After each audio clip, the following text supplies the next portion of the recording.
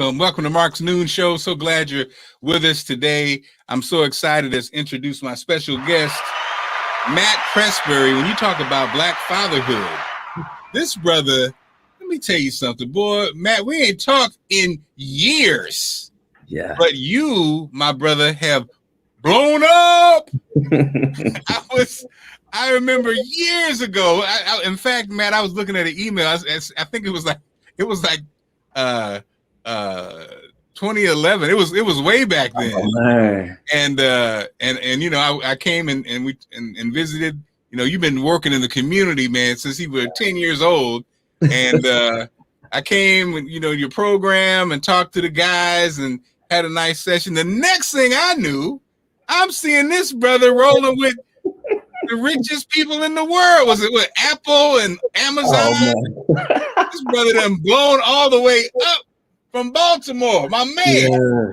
And so, dude, I'm so proud of you, man. And I mean, you know, there's so many people, you know how it is. There's so many people who get selected, or sometimes they get to shine, but they might have a good PR machine. They might have a good marketing machine. Mm-hmm. But when you go check them in the community, you know, their name is not, you know, connected. But you are, brother, you got it the old-fashioned way. I'm talking about in the school cafeteria, in the heart of the city, with brothers with no funding, all just on a cause, I'm talking about your children not eating sandwiches, so you can take the sandwiches down to the bros to try to get a positive message about being a father. I saw that firsthand, bro. So when a brother like you gets a chance to get on the big platform, it's just not only a great win, but it's an amazing win for the community.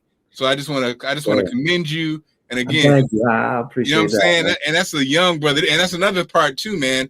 You know, I see a lot of, you know, older brothers talking, but you put in the work. And you were asking us older guys to help. And when we didn't help, you're like, well, I guess I got to do it myself. And so, man, again, you know, I salute you, brother. I appreciate it. I receive every bit of it. I truly do. Let me first say it's a pleasure and a privilege to be here. I'm so glad that you invited me to be on. You took the time out today to have me on. I definitely appreciate it. And as you talked about being at the school, you brought back so many memories. I remember that day vividly. We had the Fathers program going, and I was just reaching out to any and everybody, you know, that I thought of who had a great message to share and who might be able to take some time out of their schedule. And again, at that point, and that was way back when. And so that was just really on the strength, because I didn't have a large following or any of this stuff. I hadn't done all of the stuff that people may know me for now, but you came on the strength of, you know, knowing how I am in the community, just as you said, knowing that I'm dedicated, and yourself being a dedicated father. So I'm forever grateful to you for doing that. And so, Matt, tell us how that happened. Was it you? No, it was Facebook, right? The guy, what happened? How'd you get that connection to that national platform? Yeah, it was definitely through Facebook. I've been in public education since 2006. I started then, and with that, I had a fatherhood program at the first school in which I worked, and then on to the second one, which is the school that you came to. That was the second program. Within that time, I would do things here and there and invite fathers out to different activities out in the community and things like that. And it was all a real social aspect, just getting together, having things to do, because a lot of fathers just didn't necessarily know what to do with the kids. Like, we had fathers going to fatherhood programs, and it's like, this is how you change a diaper. This is how you do this. This is how you do that. And then it's like, okay, now what? Okay, so we got now what? We got to come hang out with us at Patterson Park. We got to come do this and come do that, which, you know, we're going to get into that, actually, an event that we have coming up. But so that was really the start of things. And I got on Facebook, and I started the Facebook group Black Fathers shortly after I first got on Facebook. And I took the opportunity to give other fathers out there, a platform where their voices could be heard, their faces could be seen, and they would be showing the world who they truly are as men, as Black men raising children. And a few years into that, not very long into that, Facebook came to me, someone from Facebook, and asked me if I wanted to be involved with a write-up that they were doing. So they did the interview, and it was something, because being the procrastinator that I am, I dragged my feet on it for a long time. And then I reached back out and I said, "Is it too? Please tell me it's not too late to do this thing."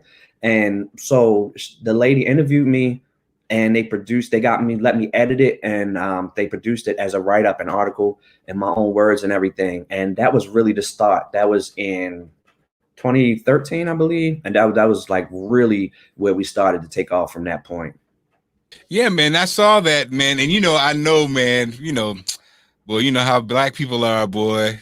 I know instantly when they saw Yeah. you in that position. Let me predict what happened, man. No, first of all, the part that I know has to be, it's not frustrating. The part you had to laugh at is a lot of the quote unquote legitimate and certain, legitimate and certain organizations all of a sudden wanted to mess with little Matt Prestbury.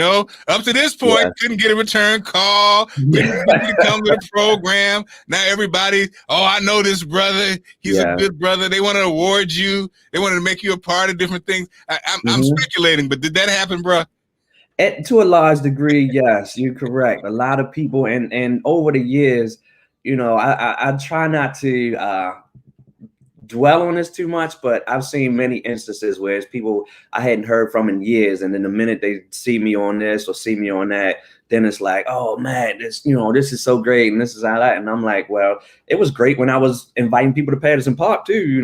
Where were you then, right?"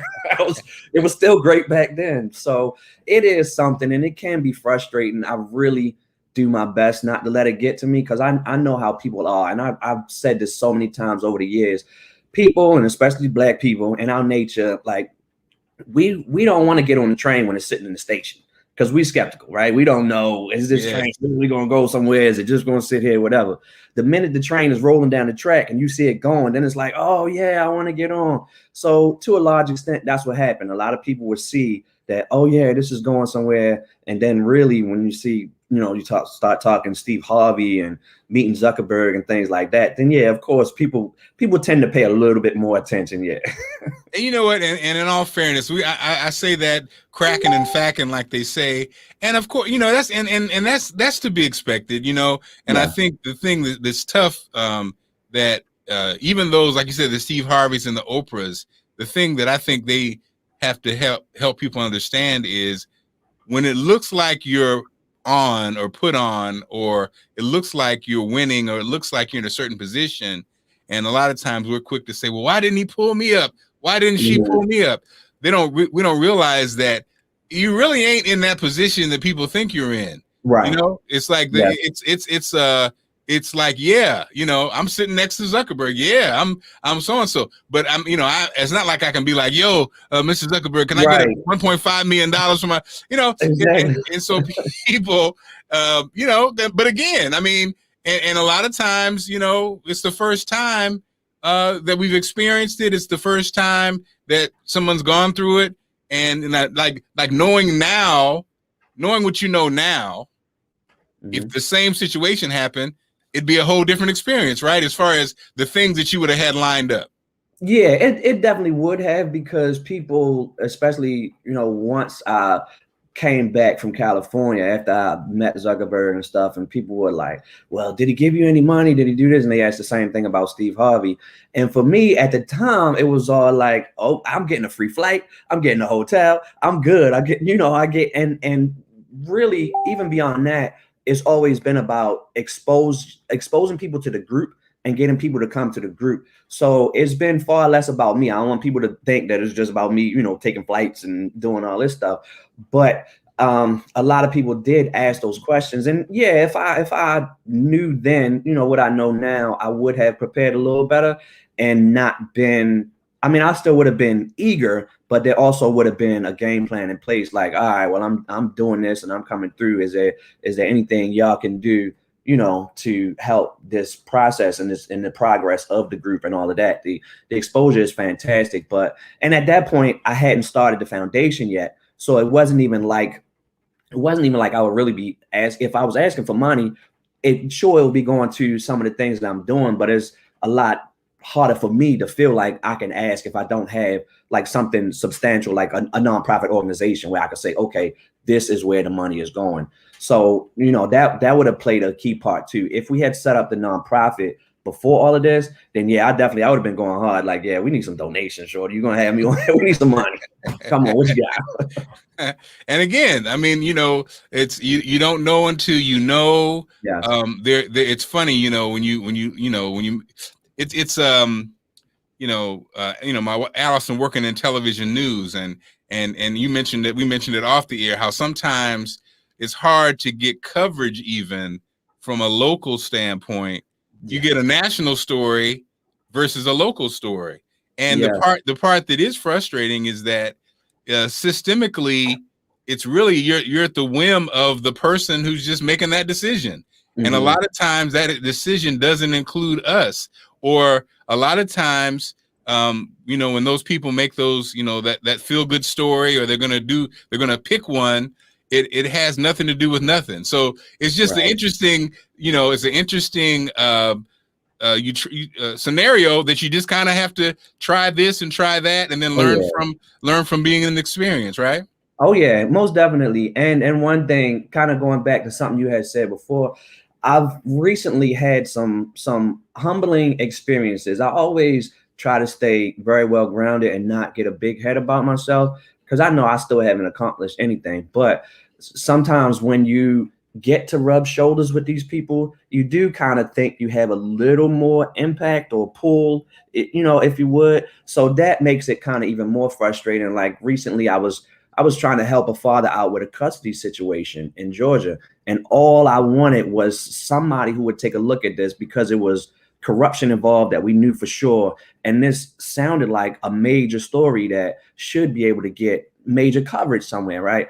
And just having a hard time doing that. And sometimes you feel like, well, I met Zuckerberg. I met this person at the top of Facebook. This shouldn't be so hard. It's not like, I'm supposed to be jet setting and doing all of this, but I just feel like it should be a little bit easier, right? Just to get somebody, somebody in the media, you can call somebody in 30 seconds and tell them, get this story on if you wanted to. So that's the thing. It's like, sometimes that really humbles you when you can't make those things happen that you want to have happen, and you kind of think should be easier for you to do. And that goes into the local media thing too, because, I just, it's not about me just being on TV. I love it. I do. I'm not going to lie. But ultimately, everything comes down to exposure for the group and getting more members in the group. So when you try to get, or you have somebody who says, look, I work at this station, I'm going to pitch this, right? You think it should be a piece of cake. I'm like, man, I've been on Good Morning America, but I can't get on ABC, but I can't get on WMAR. Like, come on, this is 5 minutes from my house and I can't get on there, but I've been on Good Morning America. Like, what's going on here? So, it's really, again, and I don't ever want anybody to think that I'm this egotistical person who just want to be, a camera hog and all of that stuff. But I really want the story to get out there as much as possible on the things that we are doing, because we're doing something spectacular. We have, as of this morning, we have 80,000 members, all Black men in a group. And we could have a lot more. Our block list has 4,000 members, so we could easily have 84,000. We got a wait list of like 2,000 people that we're screening before we even let them in. So we could be much larger, but we're real strategic about who we let in, because we don't want this thing to go to crap, just letting anybody in. But we're really doing something special with this group, and I just want the world to know. Well, I'm just so glad to be a part of it. We got a couple of comments. Red Clay said, you don't know what you don't know, which is so true. Bishop Perry, Bishop Perry's doing great work in St. Louis. What's up, man? What's up from the Lou? And I love the fact that, like you said, there's so much, dude, I knew it had to be a lot of people, because it's like the comments and the concerns. Like there's a lot of, and I was, you look up and I'm talking about, like you said, it's rolling, man. Like it's not like on most pages where you see a post and you come back and it's the same post. Right. Like people, and they're asking real questions. Yes. And so Matt, I think again, and I offer up some suggestions, advice, whatever, and then people that I know. But it is, man, it's funny. I've seen people who some people have the machine, have a well-oiled machine, Mm-hmm. and it's still a struggle. Some people have a PR person, so each week they're hitting off the media to what's going on, and they send it out, they blast it out. They have this kind of a machine, right? And then you have some people who don't. And then some people have the huge grassroots kind of connections where everybody in the community knows what's going on. And then some people don't. And what I notice is, again, kind of being an insider, it's still hard as hell to get. It's hard to get on media if you got it or if you don't. You know. So then I guess the other option is just to, with a group so big, is just circulating the information within the group. When it's 80,000, you can really make a lot of noise, and you can get some things out there, even if you just have people within the group share it within their circle. Yes. But because I think the media coverage pieces are hard nut to whatever the phrase is that swallow, because it doesn't even make sense, because there'll be great stories and they don't get any coverage. It could be a time, Black History Month, okay, or like when the issues going on, they'll check with the Black stories, and then other times it just be like, nope, I pitched it and nobody wanted to do it, and so that's a real issue. So Matt, how do you handle what I noticed in the group? And again, I just got in, I think this week, there's some real issues, dude, and some real concerns. Yes, and sir. So how do you manage that, Matt? Because it's almost like people come to you for all the answers. So what it really is, they're not coming to me. The beautiful thing about having the group of this size and people really active is that so many of the members respond to the questions. Okay. So it really takes the burden off of me. I know some other people who started groups, and they still might be in the low thousands, and the group has been, from the beginning, it's been centered around them, and in a good way, but it makes it so that everybody is really coming to them for the answers. If they have a crisis, they're looking for that one person. And I mean, I got 4 kids I teach. I don't have time to be that one person for everybody. So thankfully, we have a good size admin team, 13 people who work tirelessly. Shout out to the whole admin team who works to approve or reject submissions, and also to moderate all the comments and keep everything on the up and up, and on the standard that we created. But at the same time, we have our thousands and thousands of members who will see a post and they will comment most of the time with good stuff. Sometimes it's some stuff off the wall and you're like, where did you even come from with that? How did you even think that made sense to tell this dude? But for the most part, it's the members who have really been through those situations and who understand where somebody else is coming from, who will respond and give the person their best advice, whatever that looks like. So it's really about all of us as a group effort. It's definitely not centered on me. So I'm good with that. I mean, and that's powerful, man. And that speaks also to how, again, you're selfless, and it's not about your ego, because I think that's the other thing that actually comes into play, I think, when you talk about our community groups. Because of the ego, a lot of times they just kind of get stuck, or it's all hanging on that one person. And if he goes down, the whole thing collapses. So I love the fact that the way you've built it out. Greg Washington, the Black Fathers Group is a special place. And again, I just joined, and I'd feel like that too, man. I just saw so many of the interactions and so many of the challenges. And so Matt, as a young father, again, so when I was with you, your babies were babies. Now they're like, what, 29 years old? Yeah, pretty much. Yeah, they. What are some takeaways? You talk about, you're around Black fathers. You've been dealing with us for a long time. Give us some takeaways. What's going on with Black fathers in the world today? We're in COVID. We're dealing with the shot or not taking the shot. We're dealing with the after effects of Trump. What are Black fathers talking about these days? So what I want to say first is that I really love being in this group, because you see so many different perspectives, and that's a great thing. And not everybody's agreeing. We're not a monolith in the least. And a lot of times people join a group and say, I want to be with like-minded fathers and all of that. And I'm thinking to myself, well, you'll probably be surprised because a lot of us are not on the same page, right? With a lot of things. But right now, a lot of it, of course, yeah, is centered on not homeschooling, but our kids, of course, being at home, the virtual learning and things like that. So that is a big one. But even overall, the overarching thing really is about how we are dealing mentally, both as adults, as men, and how we're dealing with our children a lot, who are dealing with various traumas, including, not being able to get out, see their friends, fearing getting COVID. Some of them are pushed back into the schools already. So that's a fear. So that is one of the biggest things that we talk about, is how people are dealing with that and understanding how much more compassion we're gaining toward understanding our children's mental well-being and how important that is. So a lot of us are getting away from that. Oh boy, man up, toughen up, you be all right, just go out there and do it. No, we're listening to our kids and we're understanding where they're coming from. And that don't mean you got to accept everything. I had to get on my son yesterday. I told him to come downstairs and do something, and he says, I'm on a meeting. I said, man, you better tell him you'll be right back. You don't tell me I'm on a meeting. Come down here and do what I said. So you got to find that balance. You get the compassion. You're like, okay, sometimes I understand you're not in the mood, whatever. I give you that. But sometimes, boy, you better just do what I say and don't give me no lip, right?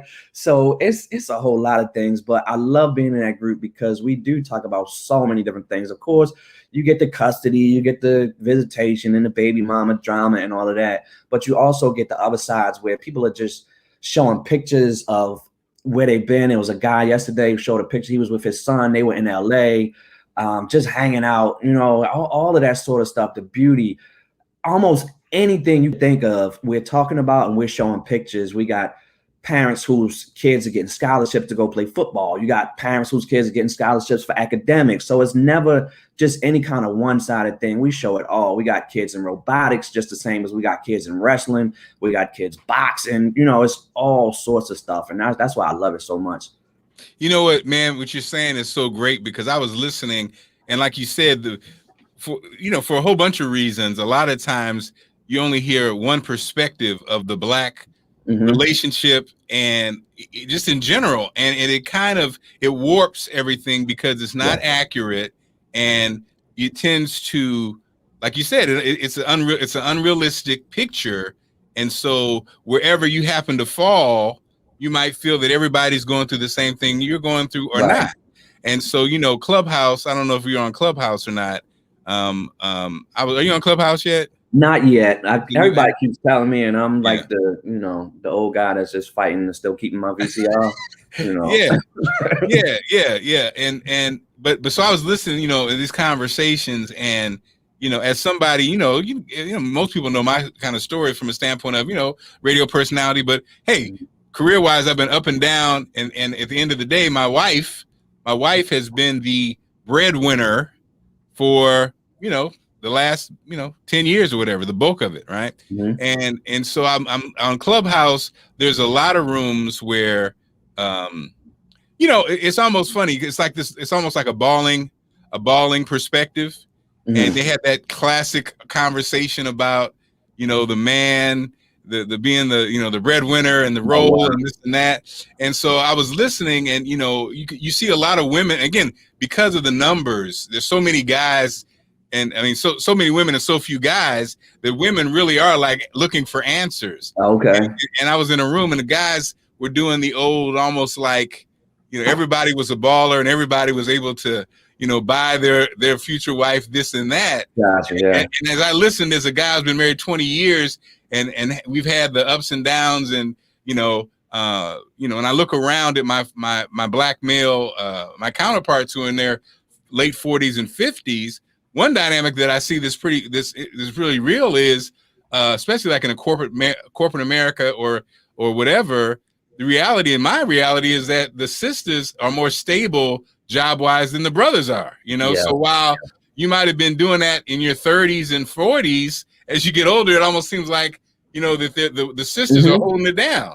Yeah. And those old views of, well, I'm the boss because I make the most money, don't seem to play. Yeah, But when that's I a listened to the conversation in Clubhouse, I was noticing it was kind of like it was the same old story. So in your experience, you're a little bit younger than me, probably, 10 years or so. In your experience, is that, and you're also, you've been through the marriage thing and know the marriage thing, is that conversation playing in the group, and is that a conversation that's always active? The whole, like, who's running it because they make the money or not, or are you seeing a more balanced approach? What are you seeing in that conversation? I'm sorry, that's a long question. No, I got you though. So first, I want to say my wife makes twice as much as me, and I don't have no shame to admit it to anybody. All right. I'm good with it and have been for the past 14 years. I'm fine. No problems there. But it's really a balance. I would say probably, I want to say like maybe 60-40, 70-30, who are guys who are just like not buying into like the old way of thinking that this has to be this way and this has to be this way. We have so many people who are really fully open-minded. Like we had something yesterday where they asked about, someone asked, are you teaching your daughter to be able to do anything that a boy can do? And some people, a few people got on, quite a few, I guess, maybe said some stuff. No, women can't do everything men can do, or girls can't do everything boys can do. And they got into the technicality, like, which we all knew. I mean, no, I cannot push a baby out because I don't have the means to do it. We're not talking about that, right? Don't be dumb. But anyway, but for the most part, the conversation was, yeah, I mean, either it's, yes, I'm teaching them to do that just the same because, we don't have those roles, or it's like, I'm just teaching my daughter to be the best she can be regardless, and not even comparing her to boys. So I just say that to say how open-minded most people in the group are, and they're really drifting away from that idea that, oh, the man has to be the head of the household, and he has to make the most, and he has to set the rules and all of that. We're really most either 60-40, 70-30 in favor of really being open-minded and not having these set what I like to call a lot of archaic ideas on the way things should be. She cooks and cleans, I fix the brakes, and that whole sort of thing. We're really getting away from that, and I love that people are raising their children to not think like that. So like my daughter takes out the trash every other week. My son takes it out when she's not taking it. So I'm teaching them just to be the same way, and not have these kind of set roles, or think that anything has to be one way because this segment of society is saying it has to be that way. So well, and that's the part that I think in Black communities that I just noticed is I felt like a lot of that conversation wasn't even real. It wasn't even coming from a perspective where mom and dad were in the house. Right. So then you're like, well, where's it coming from? Even in church. In church, people are, it's like you're talking theory, but not reality. Yeah. And that's the part that I'm like, we got to get away from that, because that's the one thing I think about our kids, they're facing reality. We got to prepare them for real situations. Mm-hmm. And like, whereas, again, I'm a little bit older, that generation, our parents browbeat us and told us what to do, told us what to think. And if you don't like it, get out. It was almost like they were talking to you. They were talking at you. You weren't participating in it. Well, our kids have to think on their feet. They're in scenarios, what I'm saying? They're in scenarios we never were in. So so-and-so, my friends got, a mom and a mom. And, I gotta, you're in situations where you got to be able to think. You can't just be like, so it's a different, I think it's a different world. And then the aspect of information, like yes, all the information. I can, and you're a teacher, man. So the way kids have been exposed to so much stuff now that we were never exposed to. I remember when Nicki Minaj came out, the girls were babies. And I remember thinking, I don't want to introduce my child to Menage a Trois. But it was like, it was a real issue, but it really wasn't an issue. I mean, it was, but it wasn't. It is what it is, I guess, right? Completely, yes. And so it was like that concept, because they're not thinking that way. That was me thinking that way, but still, because of the access to information, even if you don't have it in your home, they got a friend at school with a phone. You got it so and so. So you can't be naive and be like, oh, they're gonna see some stuff you'll be shocked by. Absolutely. And it's funny you say that, because I was just telling somebody the other day about that. when our oldest two were much younger, I didn't let them listen to a whole lot of stuff. And then one day they just came home singing Riding Dirty. And I was like, oh, well, there goes the neighborhood. That's it.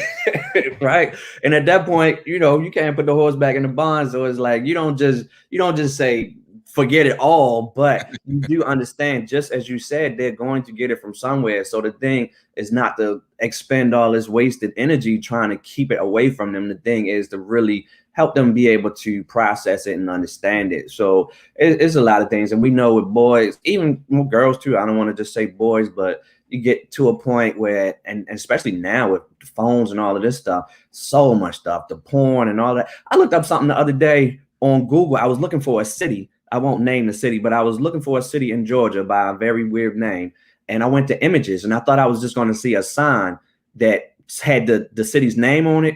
No, I saw some very, very explicit images. And this was on Google. I'm like, oh, it's a wrap, man. These kids are seeing all kinds of stuff. The best thing we can do is really have talks with them and try to help them understand what it is they're seeing and what's going on and all of that, because keeping them away from it is just not realistic. We had a post, I don't know if you saw this one, but they were talking about it was a homosexual couple on some Disney show. And people were like, well, I don't want to expose my kids to that and all of that. And I'm like, so you just keep them in the house 24/7 with the electricity off? That's what you must do, because the minute they walk out the street or turn on almost any show or anything, they're going to see it. So how are you serious right now? It's not working like that. So we got to change that whole ideology and understand these kids are going to see it regardless. Like, it's hardly anything we can do to prevent it. We just have to be able to deal with it and, and have the best as possible. Having the conversation, Greg says your group is a worldwide group. Recent pictures from South Africa and Ghana. That's awesome, man. Yes, sir. Shout out to Greg too. Greg is the man. Greg runs our Twitter account for the foundation, and he's also a moderator in the group in Black Fathers. He is that guy. So shout out to him. But yes, all over. We had someone. I did a roll call the other day in the group, and we had people checking in from Guyana. I hope is that pronunciation Guyana. It's South America. Okay, it was that's what I know. In South America, it started with a G. But we have people on all 6 continents. Really, not all 6. I know there's 7, but on 6 continents, everywhere but Antarctica. And by now, we might have somebody who's chilling down there. I don't know. I love it. Red Clay was saying yes. Do what works for your own house. That's true. Deirdre, shout out to Deirdre. Deirdre, I do this thing where every morning at 7:15, I'm on the treadmill with a positive message. It's called reinventing. And so shout out to my people. But man, I love the group. And so tell us about this event that's going down Saturday. Yes, sir. So I decided to put this together. It's called Go Fly a Kite. And I've actually done this a couple of times in the past where I've invited people out to do is as simple as what it says, bring a kite. And I might bring a few extra just for people that don't have them, but we're going out to hang out as Black fathers specifically, but even, and moms are welcome, whole families, but we want to bring the kids out and hang out on the mall. We're going to be, I'm probably getting there a little bit before 10. People can come in whenever they want, but I'm trying to find a parking spot. But we're going to be as close to the National Museum of African History as possible, get that nice little backdrop and all the pictures and all that. But yeah, just on the mall, just hanging, flying kites. If people want to bring anything else, footballs to play with the kids or whatever, you can bring your blanket and just hang out, bring some food for lunch or whatever. But that's really what it's about. We're just chilling and we wanted to get kids together in a pretty, as safe as possible way where they can interact with each other without being too crazy about it. But running around on the mall, just hanging out, and the fathers getting together to hopefully some can meet other people that they don't know that are in the group that they have never met in person and all of that sort of stuff. So I think it's going to be a real fun time, and I really wanted to not only bring us together, but I also wanted to get people. I've invited photographers, videographers, and people to come out to really capture the moment, because one thing I say, we talked about the media earlier. And of course, we're on social media. So we are the media. We're not necessarily the ABCs and the NBCs, but we have the ability, as we know, with you know, the viral nature of things, we can make something spread and millions of people can see it in Oh yeah. in an instant. So that's what it's all about. I've never been one who would sit and sulk because someone wouldn't do something. You know, if the road was closed, it was blocked off, or I couldn't ride it, it was bumpy and whatever, I'm gonna build my own road and I'm gonna make my own way. So that's what it's about. We want people to jump on social media, get these pictures, get videos and all of that stuff, because regardless whether they do or they don't tell our story, we're gonna tell it. Again, so if people want to join the group, what's the name of the group on Facebook? Black Fathers is the main group. So if you are a Black man out there, you are more than welcome. Even if you do not have children, we have plenty of young men, 18, 19, 20, and even older, who have yet to have children, but they want to get an idea, you know, of what they will be getting themselves into. And I love that. You get preparation. So it's not just, oh, I'm pregnant now. You're like, oh my God, what do I do now? No, you get to talk to thousands and thousands of fathers before that day even comes, right? So we have that. So Black Fathers is the main group. We also have Black Fathers in Company. So I know, you know, you shouted out a lot of ladies. The ladies are welcome to join. Anybody really is welcome to join Black Fathers and Company, because that's an open group, which is connected. So you can't see what's in the main private group unless you're a man and you're a member of that. But you can get some connection by being in that group. And you can also post whatever you want. So if there's a Black father in your life, if you're a lady and you want to celebrate a Black father in your life, you can post that in the Black Fathers and Company group. Awesome. And then how can they reach you? They can't. It's like, no, I'm sorry. don't reach me. No. Either, well, I'll tell you this. The best place is the Black Fathers Foundation page on Facebook. Anybody is welcome to message me there, or on plenty of people just message me on my main Facebook profile, Matt Prestbury. But the Black Fathers Foundation page is the best place if people want to get in touch with me. We also have the website, blackfathersfoundation.org. And our Twitter, again, we're working hard to get our Twitter up. So Black Fathers at Black Fathers FDN, because for some reason Twitter don't give you that many letters, at Black Fathers FDN on Twitter. So please follow us on Twitter, Instagram, and all of that good stuff. And so, Matt, you've been a father for some years now. Give me what's your favorite part of being a dad? Oh man, that's that favorite. Give me three things that you love about being a dad. One thing that I love about being a dad is that my children now, at the ages they are in, they really become like, I'm not saying they're my friends, but I love hanging with them. I love hanging with all my children. And I appreciate the fact that at their ages, they still love hanging with their pops. Because, you know, I'm an old fogey. I don't do too much, but they still love and appreciate hanging with me. My older two sons will call and just ask if I want to go to brunch and things like that. So I love that part of it. And I love seeing who they are becoming and knowing, you know, that I had a part in that. That's why I love being an educator, just the same. I love seeing that growth and seeing them blossom, mature, and be independent thinkers. My daughter last year, she was 13, told me that she wants to end the gender wage gap. And she also do it herself.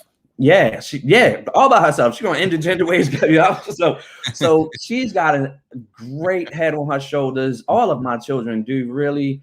I believe some just got a little, you know, you have to dig a little deeper to get to it, but I think it's there. But she's outstanding, and that's one of the best things too. I had 3 sons. When my 3rd son was born, I said, I can't make girls. And somebody said, who said? Did God say you can't make girls? And I said, no, God did not say I couldn't make girls. Tried again, finally got my baby girl. And that is, I'll say that's number 3. If I'm on 3, I might be on 5 by now. But if that's number 3, the one of the best things about being a dad is my baby girl. I love her with all my heart and soul. Man, I'm so proud of you, dude. Thank you, brother. To see the growth, man. And again, you were a kid when I first met you, and you always have been committed to the community, committed to the great cause of family and fatherhood. And I love you for that, brother. Continued success.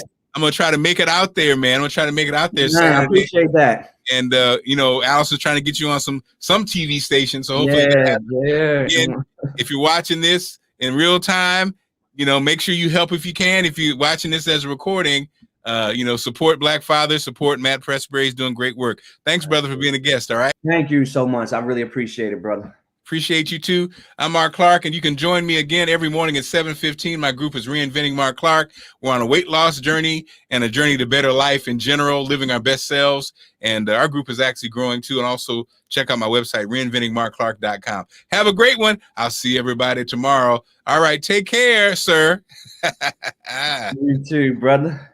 All right, man. Thank you, bro.